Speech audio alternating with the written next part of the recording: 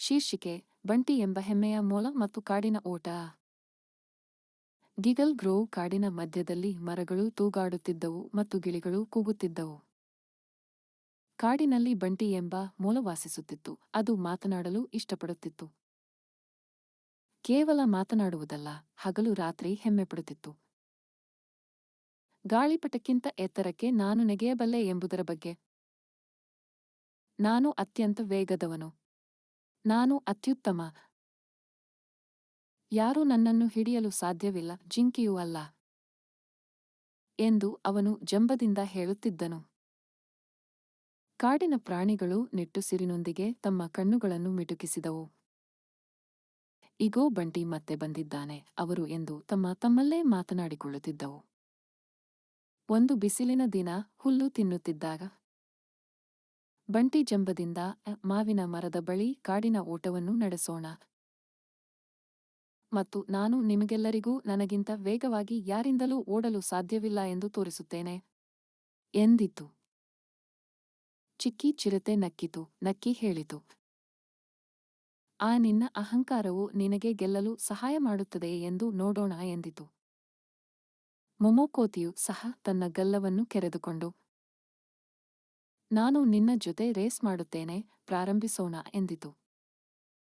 ತಾರಾ ಬುದ್ಧಿವಂತ ಮತ್ತು ನಿಧಾನ ಗತಿಯ ಆಮೆ ಸ್ಥಿರ ಓಟದೊಂದಿಗೆ ಸೇರಿಕೊಂಡಳು. ಗೋಗೋ ಮೇಕೆ ಮತ್ತು ಜರಾ ಕೋಳಿ ಎಲ್ಲರೊಂದಿಗೆ ಸಾಲಾಗಿ ನಿಂತುಕೊಂಡವು. ಆರಂಭಿಕ ಸಾಲಿನ ಬಳಿ ಜನಸಮೂಹ ಜಮಾಯಿಸಿತು. ಕೊಂಬೆಗಳಲ್ಲಿ ಪಕ್ಷಿಗಳು, ಬಳ್ಳಿಗಳ ಮೇಲೆ ಕೋತಿಗಳು. ಪೋಪೋ ಎಂಬ ಗಿಳಿ ತೀರ್ಪುಗಾರನಾಗಿ ನಿಂತುಕೊಂಡಿತು. ಎಲ್ಲರೂ ತಯಾರಾದ ಮೇಲೆ ರೆಡಿ, ಸ್ಟೆಡಿ, ಗೋ ಎಂದು ಕಿರುಚಿದನು. ಬಂಟಿ ಪ್ರಬಲವಾದ ವೇಗದೊಂದಿಗೆ ಓಡಿದನು. ಇದು ನನ್ನ ಗೇಮ್, ನಾನೇ ಗೆಲ್ಲುವೆನು ಎಂದು ಜೋರಾಗಿ ನಗುತ್ತಾ ಕೊಳವನ್ನು ದಾಟಿ ಮರದ ದಿಮ್ಮಿಯನ್ನು ಹಾರಿದನು. ಕಪ್ಪೆಯನ್ನು ಸಹ ಬಿಟ್ಟು ಓಡಿದನು. ಆದರೆ ಅರ್ಧದಾರಿಯಲ್ಲೇ ಅವನು ಹಣ್ಣಿನ ಅಂಗಡಿಯನ್ನು ನೋಡಿದನು.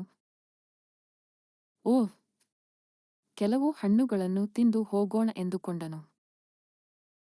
ಅವನು ತಿಂದು ಓಟವನ್ನು ಮರೆತುಬಿಟ್ಟನು ಮತ್ತು ಅಲ್ಲೇ ಮಲಗಿಬಿಟ್ಟನು. ಅಷ್ಟರಲ್ಲಿ ಮೊಮೊಕೋತಿಯು ಸಂತೋಷದಿಂದ ಮರದಿಂದ ಮರಕ್ಕೆ ನೆಗೆಯುತ್ತಾ ಹೋದನು.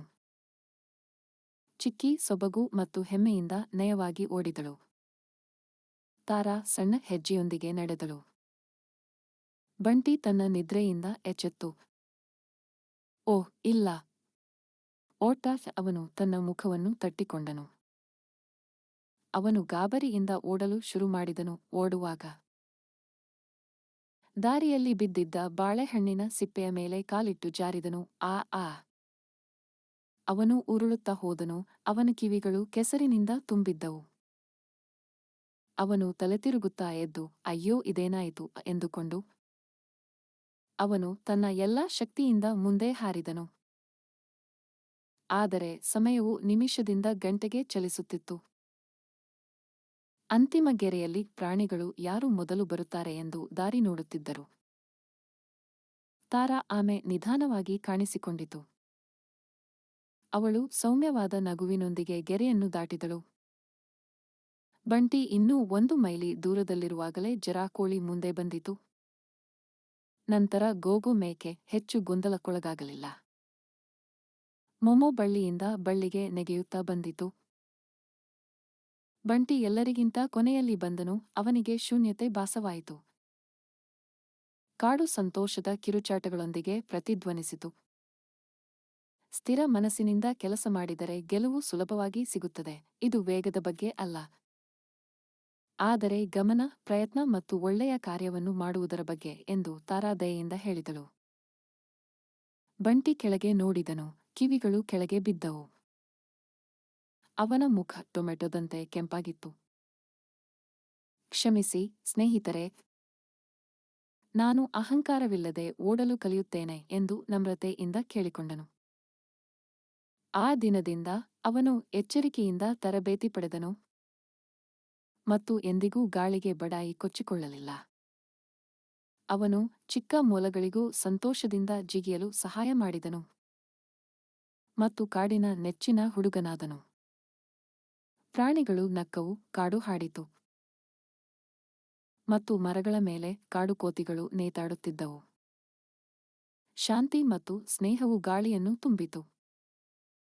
ಎಲ್ಲಾ ಪ್ರಾಣಿಗಳು ಸಂತೋಷದಿಂದ ಜೀವನ ಮಾಡಿದವು. ಕಥೆಯ ನೀತಿ: ಪತನದ ಮೊದಲು ಹೆಮ್ಮೆ ಬರುತ್ತದೆ.